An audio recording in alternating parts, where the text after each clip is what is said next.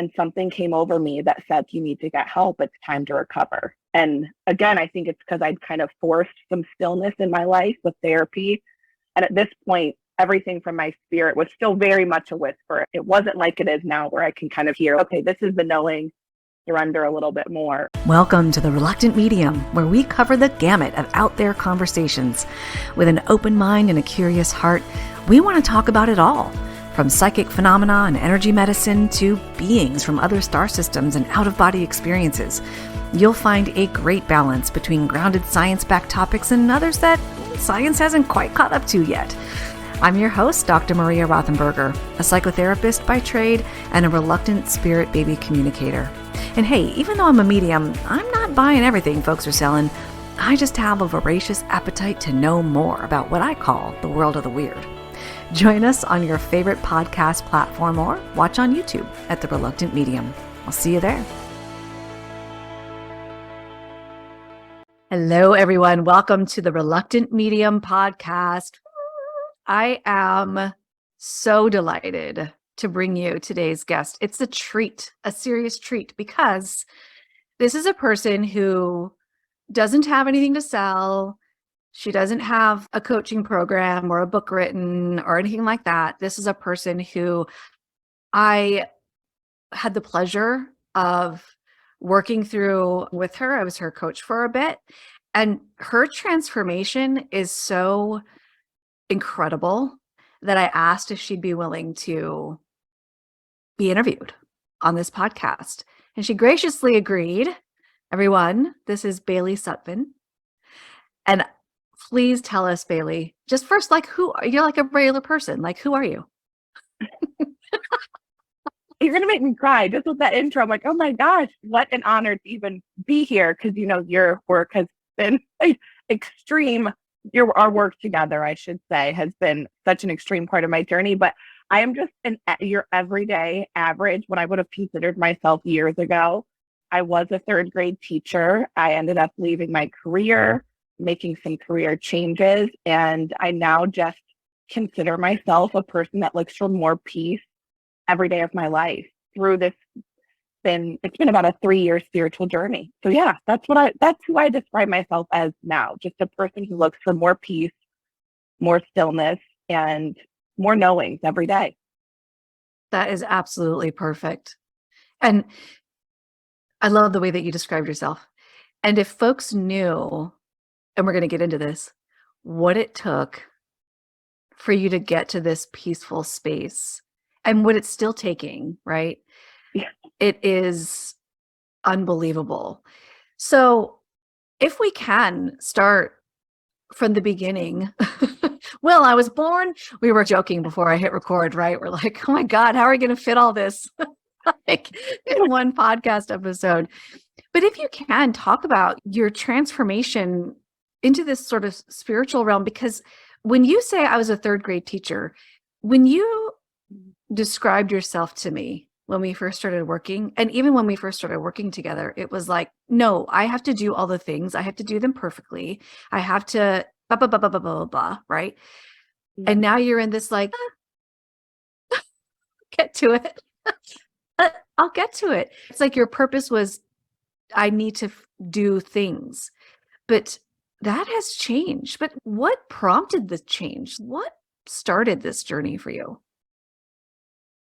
It's a weird place to start. I guess that's why I describe myself as a former workaholic. 3 years ago, I was definition of a workaholic. There was addiction going on behind the scenes that no one really knew about. I was teaching third grade, working multiple jobs, just trying to be the definition of societal success. And then something one day, 3 months after I got married, came over me. And I don't know what it was. Truly to this day, I guess spiritual awakening. Something in my spirit was trying to kick me in the behind. Something about me just didn't feel okay. So I called my new husband 3 months after we got married and said, I think I need to start some therapy.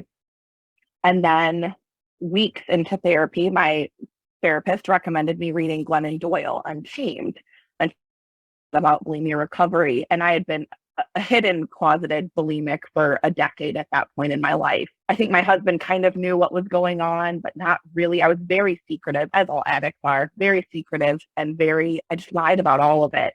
And something came over me that said, you need to get help. It's time to recover. And again, I think it's because I'd kind of forced some stillness in my life with therapy. And at this point, everything from my spirit was still very much a whisper. It wasn't like it is now where I can kind of hear, okay, this is the knowing, you're under a little bit more. It was like something, you have some work to do here. So I decided to hire an eating disorder specialist, a nutritionist. He had no money to do it, but something in me was like, it's going to be okay. It's going to be okay. You got to do it. You got to get help. So I did. And that was the start of the journey. And then something in me spiritually woke up. I found a local place around me that did Reiki. And that was my introduction to the spiritual world, or reintroduction, I should say. I think it was there when I was a kid, but was reintroduced with Reiki after recovering one of a couple addictions, two of, I should say, the workaholism and the bulimia for sure. Yeah, that's incredible. And that is actually the theme of today's interview, is this surrender that you just kept bumping up against, listening, not listening, listening but being scared, then not listening, then Oh yeah.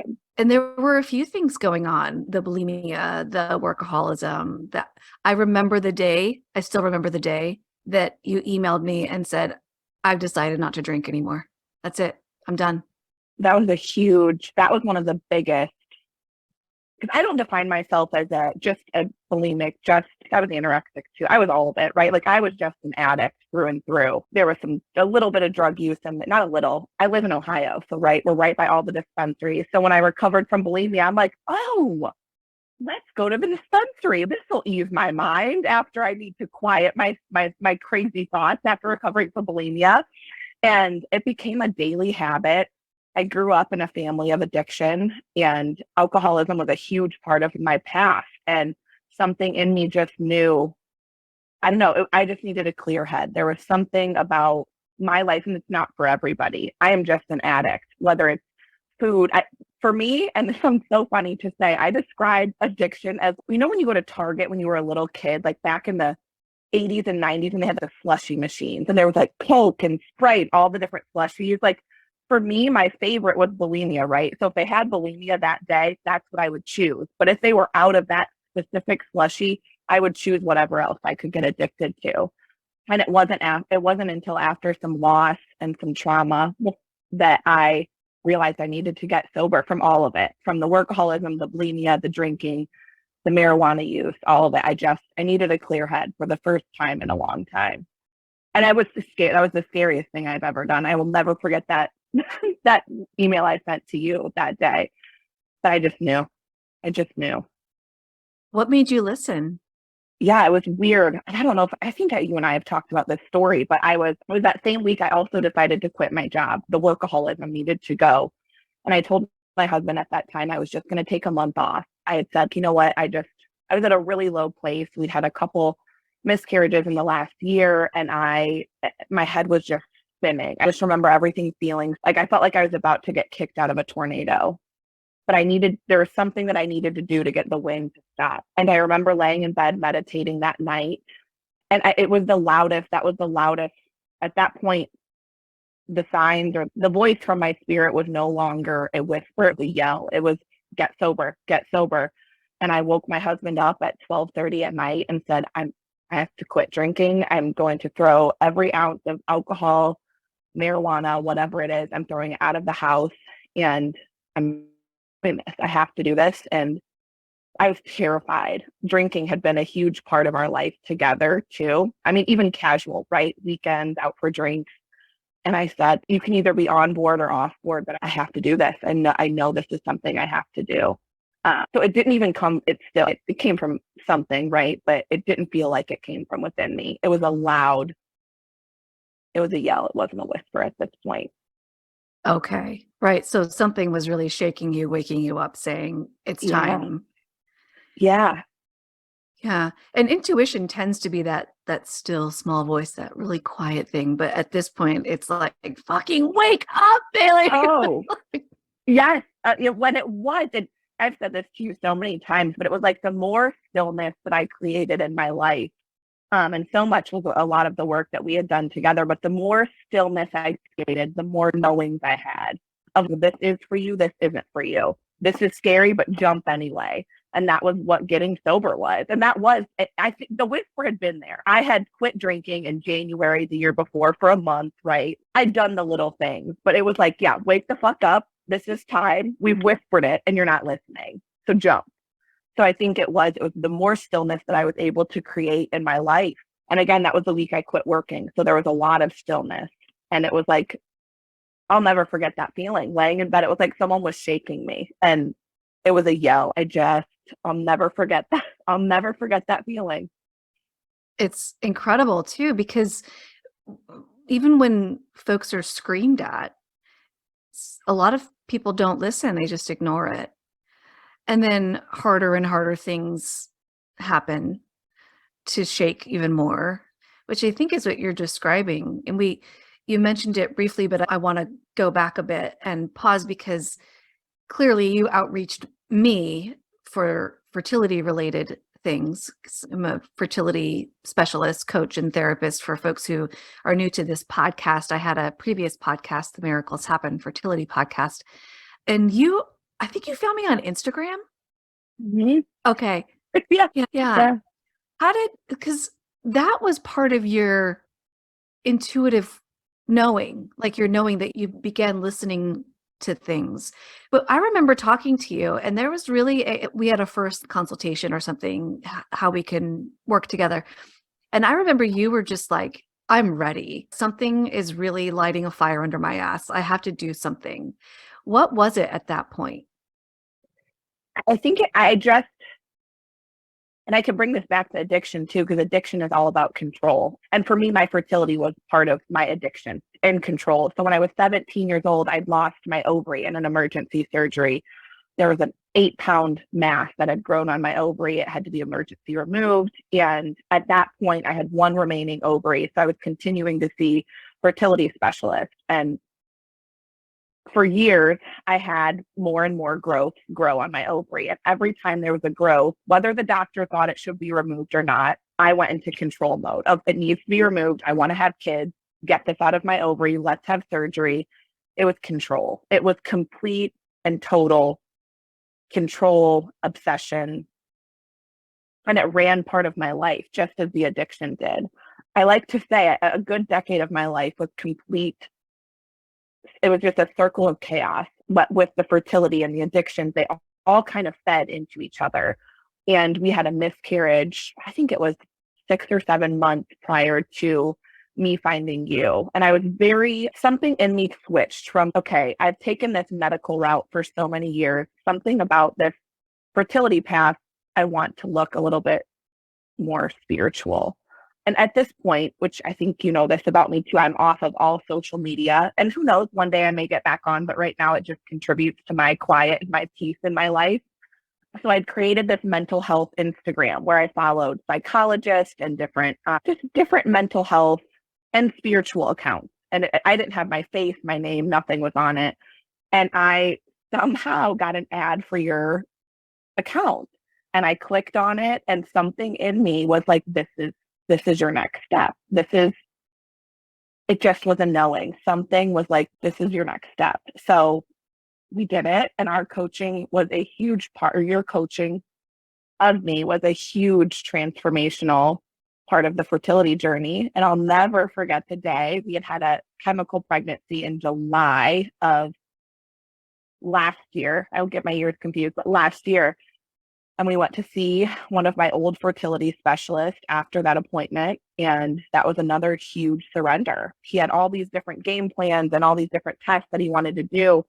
And we left the appointment and my husband looked at me and said, what do you want to do? What route do you want to take? What tests do you want to do? And I remember emailing you that day too and saying, I looked at him and said, we're not going to do anything. Something in me just, I'm done. I have to literally drop I had to drop it. I had to drop the control. I had to drop the chaos. Because at that point, I knew we'd have a family somehow, and I knew there was something that looked more peaceful than the path I was on. Yeah. The path that you stepped into instead was that creating stillness, which is a lot of what our work was. And it really, you say, my coaching of coaching is really self-coaching. It's just with guidance, right? Because you killed it. You just did. You knew that what you needed to do, and then you did it with some guidance, right? It's freak Yeah. out text messages. Oh my God, but Oh, yeah. this is happening. Oh, What do yeah. I do? Yes. That's the point of connecting with somebody who can help guide. But the overarching goal is for you to trust yourself and not have to control all the things, which is so terrifying. And that's what I want to highlight for folks, right? Because, you're still in this journey. I mean, we all are, right? As long as we're alive, we're all on the journey. But, this push and pull, our brain wants to control shit, but our spirit's like, breathe, just breathe. We got this, right? And I would love folks to hear how you did that, like sitting in a parking lot, looking at your husband, having this thing in you, your brain is wired to control, it's wired for addiction. How do you then go, I'm just gonna let it go? Because it's scary. How do Oh, you do yeah. that? For me, with all the big scary choices I've made, whether it was leaving teaching or recovering from bulimia or getting sober, the point where I was able to surrender was when the pain of control was more scary than the fear of letting go. The pain and the grip was so taxing on my body, physically, mentally. I mean, I have been diagnosed with chronic other health issues that have all somehow managed to diminish ever since I've re-regulated my nervous system. But my nervous system was so shot, and the pain of my nervous system being in this chronic control, hypervigilant state of fight or flight was so painful that the fear of letting go almost seemed like nothing. It was scary still. I mean, you got the freaked out, oh my God, what do I do? This is terrifying, text messages and emails, but it wasn't as scary as the pain of staying the same. That is perfect. I love that you said that. There's actually a poem about that. Anais Nin, I think her name is. And the time came when the pain of remaining tight in a bud, something like this. Shit, I can't remember the quote. I now need to find that. Is it Yeah. about a flower, a bud? Yeah. Yeah. The time came Oh, when remaining tight in a bud was more painful than the energy it took to bloom or something like that. I can't oh, remember it. So stunning. Clearly, I'm not a poet, but it's really exactly what you said. It became worth it because it was too painful otherwise. And the thing that is so beautiful about your story is that you kept, I mean, just in the short time that we worked together compared to the years that you've had of transformation, I got to witness you butting up against or hitting the same like fear over and over and just meeting it. Like, oh my God, I'm freaking out. Okay, I'm going to let go. Oh shit, I'm freaking out. Okay, I'm going to let go. Over and over and over. I'm just so delighted for you. I just want to say that. well, and you helped me through, I think for someone like me, which we even joked before the podcast, we're like, we're not even getting into your childhood. But if I look at my whole life, chaos has been my comfort my whole life. Chaos is almost where I had felt comfort. So you had helped me once, because I realized the more I let go, the more miracles start to happen. The more I'm like, oh my God, that's a good thing. That's happening to me. What? Like, good things don't happen to people like me. Good, quote unquote, right? Because sometimes the best things to happen to us don't seem good to us, but they are. Like, I look at my addictions and miscarriages, and looking back, they're all some of the best things that ever happened to me because they woke me up. I mean, they really helped me to let go. And that's where the freedom has come in. But you even got the freaked out text messages from me when miracles started happening. Like, oh my God, how do I handle this? This doesn't be, it didn't, it felt good, but not comfortable. So you had helped me work through a lot of that too. Because that within itself is letting go and letting the good, quote unquote, good. I hate using that word, letting the miracles happen. Yeah. Yeah, I think you're right. It good and bad. Living in that world is so, I know. yeah, it's so weird but that's how it is on the planet, right? But you and I have conversations a lot about not being in that space of good and bad, the dichotomous thing. But for the purposes of explaining, it makes sense, right? Like when good things, like the things that you have wanted to manifest start showing up, it's like, wait, no. Yes, yes, that's it. That's the better way to say it. 'Cause I hate using the words good and bad because looking back at my life, even some of the things that I thought were the worst things to ever happen to me launched me. There's a book I love. I think I've talked to you about him. He's actually a Franciscan priest, and I'm, you know me, not really religious, just student of all spirituality. Father Richard Rohr has a book called Falling Upward, and it is the most beautiful, especially anybody with any form of trauma. It's about how the trauma kind of is like your trampoline to bounce you to where you need, quote unquote, where you dream to be, where your soul dreams to be. Because what we dream for ourselves is not really, everything's so much bigger, is what I've realized, I guess. The second I let go, the dreams that I had for myself seem so small in comparison to what the universe had planned for me. Yeah. I love that. Now I need to pick up that book too. All of these, the things that you recommend, by the way, I'll put on the show notes so folks can check them out themselves. I'm really curious about because, I'm a Taurus, right? I'm very practical. So I'm curious about the things that you did to create stillness, to notice that the chaos is there and then return to stillness over and over and over. What did you do? For me, it was there's a lot of letting go. Like I said, letting go of the things that felt chaotic, like a high pressure sales job or the case may be. So it's letting go first. And once the letting go happened, it's uncomfortable because you're like, oh my God, this space used to be filled with so much chaos. What do I do with it? So I found a lot of peace in yoga, found a lot of peace in meditation is extremely important. It was hard for me to get into for a while. It took me about 3 years. I'm never going to be good at it, right? But it's an important part of my day to lean into the stillness. But one of the most peaceful parts of my stillness, and I remember I think I sent you a picture of this place. Again, not religious at all, but there's this tiny chapel in it's like a wooded area around me. It's about 10 minutes from my house. There's never anybody in it. And it's an old chapel. I will go in there and sit and meditate. And then it's like a hill on the top of a hill. And there's also this pond down below.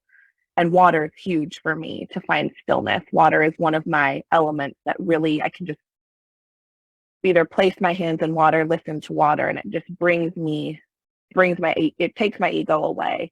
So I would go sit sometimes for an hour, sometimes for 2. I would just go sit by this water. I would feel the sun. I would listen to the birds, and I would just practice being still. And it's hard to do. It was hard for me to do at home. So for me, I had to find something outside of my typical environment to practice stillness. It was a practice. It's still a practice. Today I went and sat at a park because I will always be practicing. That's perfect though, that you took yourself out of your, excuse me, your, everyday environment where you do the laundry and you do the dishes and, you're cleaning or whatever, and out into a place that you knew resonated with you for stillness. Yeah. And it could literally be 2 minutes and you're fine. Yes. Sometimes it's my backyard. I mean, if I don't have time to drive there and drive back, I can go sit my feet in the grass. We have a pool in our backyard, but sometimes it's literally, right? It's a chlorine-filled pool. It's not peaceful, but just having my hand, it's not some magical, universe made body of water, but it's a pool and it's water. And sometimes I just need to go put my hands on it and take a couple breath works too, right? So breath work's really important. I forgot to mention that, but truly, sometimes it's 2 minutes, hands in the pool, take a couple deep breaths and return. Like return my nervous system to some form of peace. Yeah, that is perfect. One of the things that I remember talking about is this struggle that you had to be working. And not everybody's going to be able to quit their job, right? And that's, I think, where your brain went, oh my God, I can't even believe I can't do this. What? Now I have to be working. And we had to reframe that for you, right? Your job right now is the stillness. That's your job. Make it your job. And so you were like, okay, the crystals, the journaling, the meditation, the books, right? Yeah. You just tore it up, which is now I want to highlight this because you have, I don't know, I've mentioned this several times, you have transformed in such a short amount of time.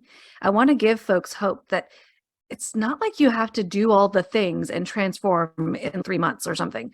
It really is. You could just start with 2 minutes of walking outside in nature. That's it. You just start there. Bailey made it her job. Yes. Just what you needed. Yes. And looking back, I guess it did start slowly, like with therapy and recovering. So for me, there was a lot that needed to be uncovered. And I think it's not that case for a large majority of people.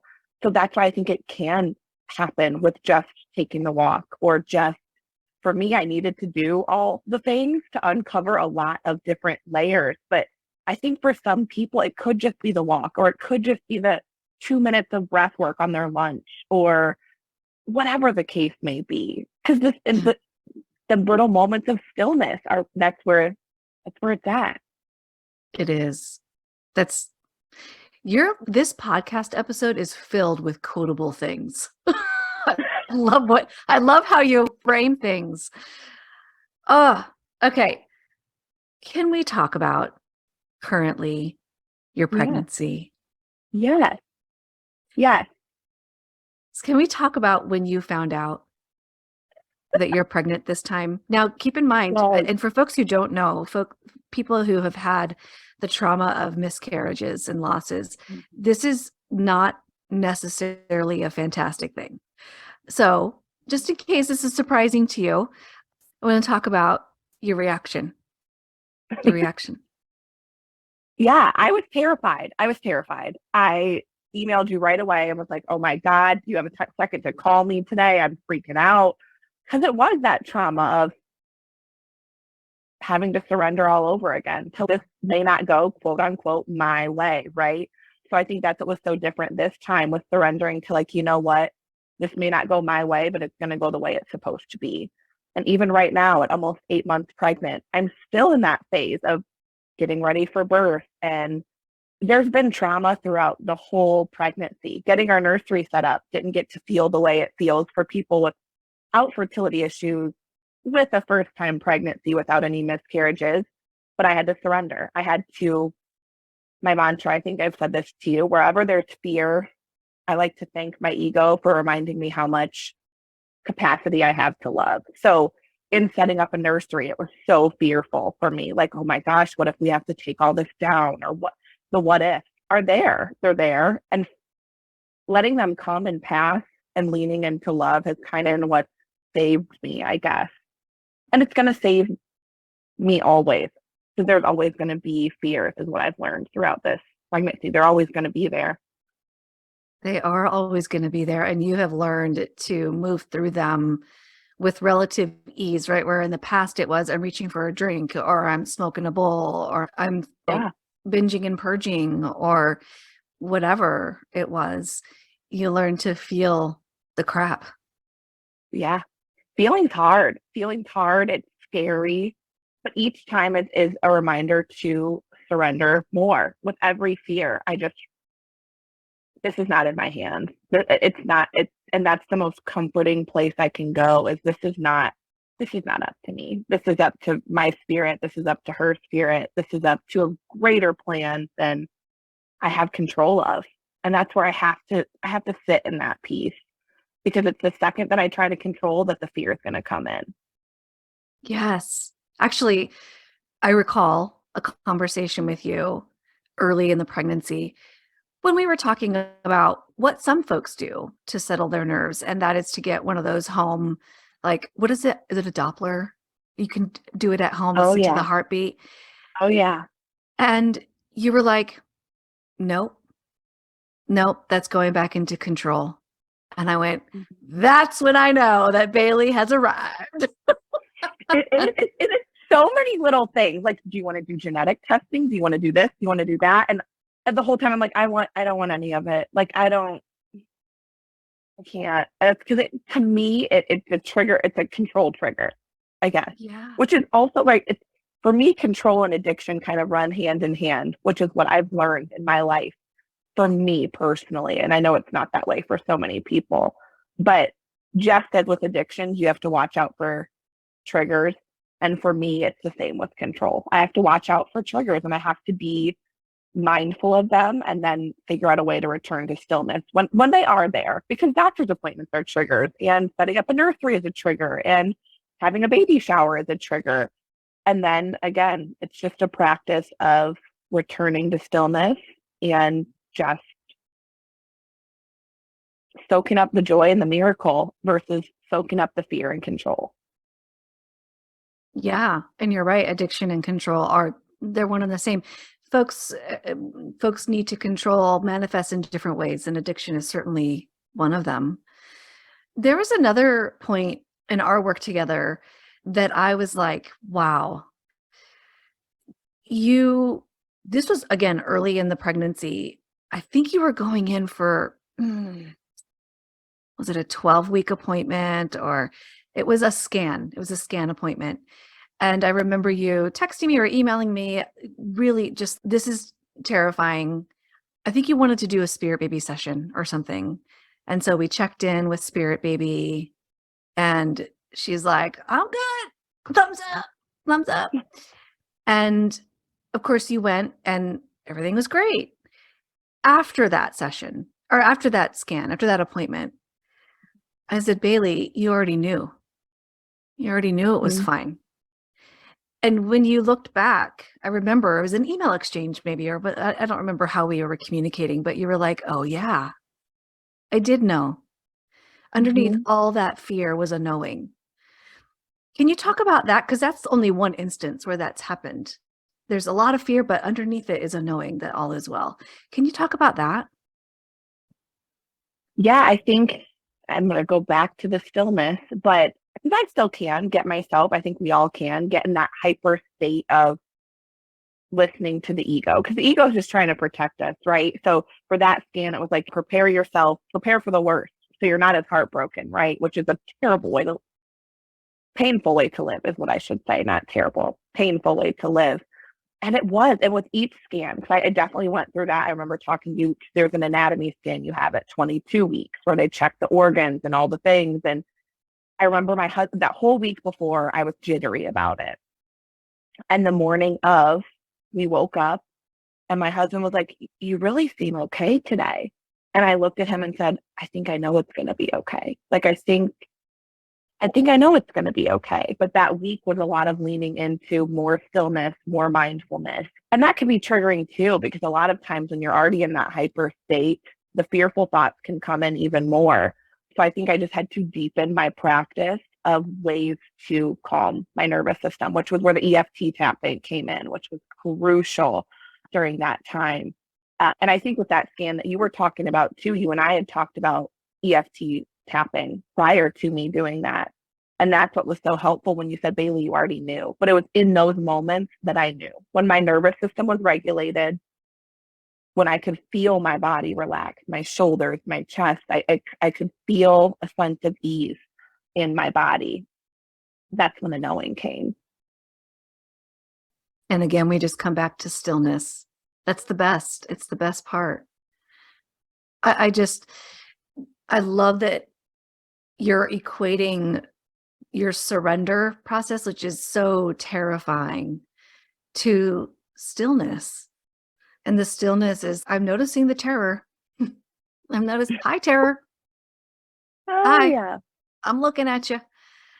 Instead of, which is so, it's like the opposite of what you were doing though, right? Instead of the numbing yourself through various means, right? You were actually being with it, which is book. If I can help folks to move through discomfort in that way, it's feeling everything and it blows, but it's so effective, right? It is. And I remember you and I having this conversation too. It got to a place where I felt like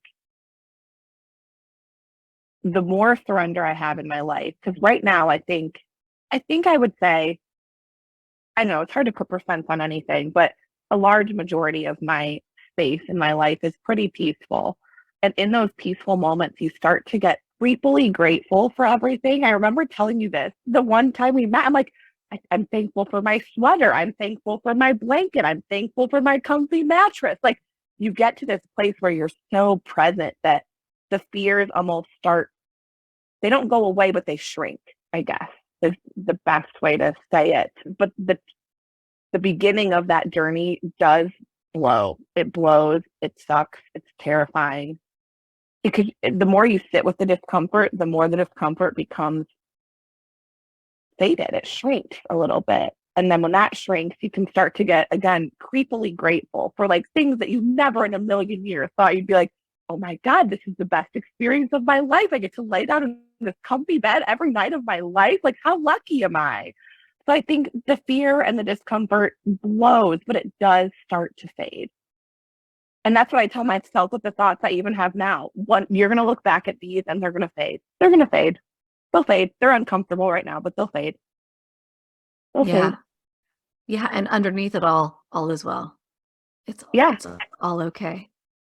it's all as it's supposed to be. Yeah.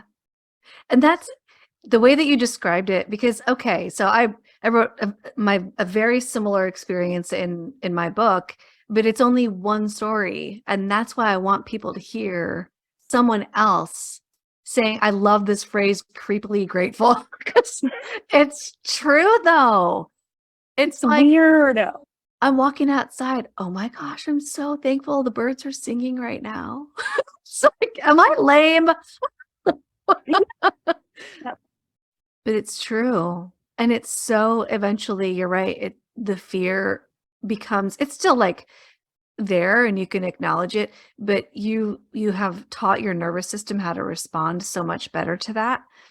And now it the comparison between the gratefulness and the like, I'm planning for all the scary things feels like massive, but you start making it smaller and smaller and smaller. And now it's okay. They can exist together. The fear sometimes pops up and the gratitude also is there.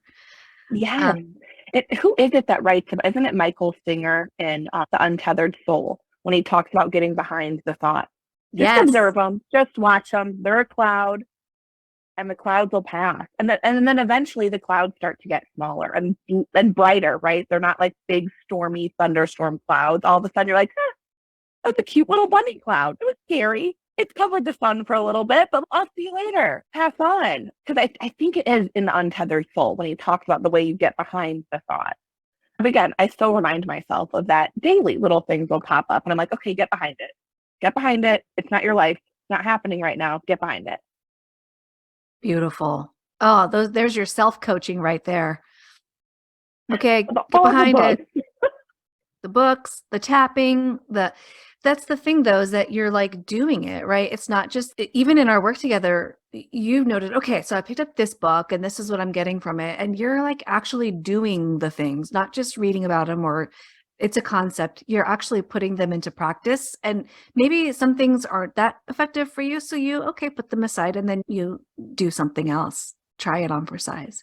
Mm-hmm. And so I'm so in gratitude for you sharing your beautiful story. We barely scratched the surface around your experience. Really, if folks can at least take one nugget from the things that you have been working on in your life and you continue to work on. I'm just so thankful that I get to help folks hear your story. And I can't wait for you to shout it from the rooftops. Well, much congratulations to you. I vote that this baby is born on April 25th, but I don't think so. I think she's going to be born on April 30th. It's now out there on the airwaves that I put my money on April 30th. Oh, she's listening. She hears. You've been a part of this journey. She might be like, I'm going to come on the 30th then. I think she's telling me, April 30th, that's it. That's it. That's where I am. Probably because there's no April 31st. 3-1. Oh, yes. That's a whole nother. We didn't even get into the signs. We didn't get into signs. Yeah. Okay. Quickly. Maybe just list a few signs because you asked for, and we talk about signs a lot, right? On this podcast too. There's a lot about this spiritual connection to the other side and what they send us. What are some signs that you find significant in this whole process? The signs have been crazy, and you know this, but I've handled this pregnancy very spiritually. So even finding out a name, which I didn't want to find out a gender, my husband did. So I've had my way with most of the things. I'm like, okay, we're going to find out what we're having. We're having a girl. And I said, I do not want to look up names. I don't want to research. Like, I want spirit to tell me what her name's going to be. And I've always loved lilies, but lilies started popping up everywhere in my life, weird places, like random tarot cards would pop up or random this or that. And the day before our first scan, I got dinner with some friends for my birthday. And one of my friends brought me lilies. It's someone that I had recently met, did not know they were my favorite flower. And I'm like, okay, that was a crazy sign. The day before our anatomy scan, one of my favorite tarot card decks, I ordered because I saw on Gabby Bernstein's website, she had a tarot card deck, and I ordered it. And on the back of the deck, every single card was white lilies. Weird. I had turned on a podcast that same week and it talked about a guardian angel named Lily. So that is her name. That's been weird signs. And that, yeah, we don't even have time to get into the numbers, but the numbers have been another just wild. I just texted you this week because we had gotten a new swing rocker for her when she gets here from someone on Facebook Market. And I had taken out the cloth to wash it and the numbers 3-1 came up, which is my numbers on a tiny piece of paper. Like, it's things that you just can't make up where you're like, all right, universe, just guide me. Tell me what to do. Tell me what to do. I'll follow. And it is that. And that's exactly how it's been, right? Like, okay, how much more? Like, I got a sign last week. I'll have to tell you about it later, that my husband was like, well, that's like a punch in the face. I'm like, yeah, that's obvious, isn't it? It's like that. Yes. It's weird ones out of like weird things that you're like, you can't make it up. Like, you can't. You just can't. You can't. I know. And we keep texting each other. Oh my God. And my young son had his first girlfriend named Lily. Stop it. Yes. You're like, this is for you. So she's saying hi. Yes. Easy. And I think our first spirit baby reading, was it our first spirit baby reading? I was like, why am I seeing water lilies? And you were like, oh, I don't think I knew at that point about the name Lily. No, I don't remember, but yeah, she's delightful. I can't wait to meet her in person. And you too. Yes. But especially her. We're manifesting. We've talked about it enough. It's happening. It's going to happen. It is. It's on the agenda. Yes. Bailey, thank you so much for sharing your story. Really appreciate you. I can't wait to see your continued growth. Thank you for having me. I'm just so beyond honored and excited to share we're all in the middle of our story, but like very much the middle of my story. Thank you for tuning into the Reluctant Medium podcast. I really hope that you have been able to find at least one good solid nugget to take with you into your own life from today's episode. But don't leave yet. If you'd be willing to leave a rating and or write a review on whatever podcast platform you're listening to this or watching this, if you're watching on YouTube, I would really appreciate it. It helps pass on this content to like-minded folks who could use it as well as you can, or as well as you are. And I am currently looking for reviews to read on the air. So if you write a review, I may just read it on a podcast episode. Look for that in the future. Until next time, my friend, may you be well.